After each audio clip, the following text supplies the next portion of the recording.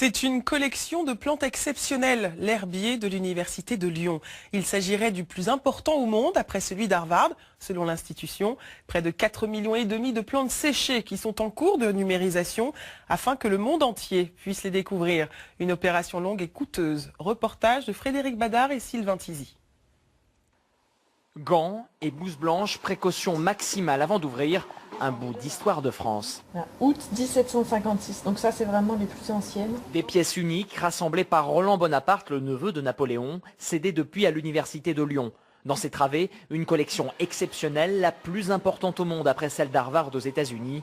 4 millions de plantes du monde entier et quelques trésors.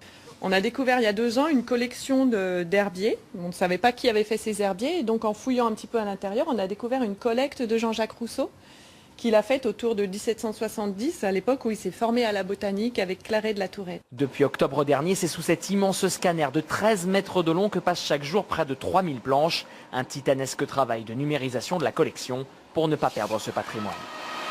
Parmi les spécimens qu'on restaure, on en a certains qui sont disparus dans la nature ou d'autres qui sont protégés ou en voie d'extinction. Comme la violette de Crie par exemple qui a disparu. On a encore quelques spécimens en herbier, mais si aujourd'hui on veut les observer, c'est seulement en herbier que ça se passe. Un flash et une photo pour la postérité. Toutes les images seront ensuite diffusées en libre accès sur Internet.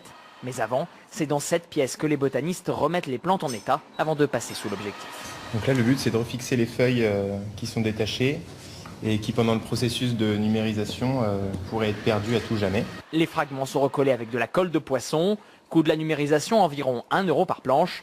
Une opération de crowdfunding a été lancée par l'Université de Lyon pour financer la numérisation. Un chantier qui devrait durer 1 an.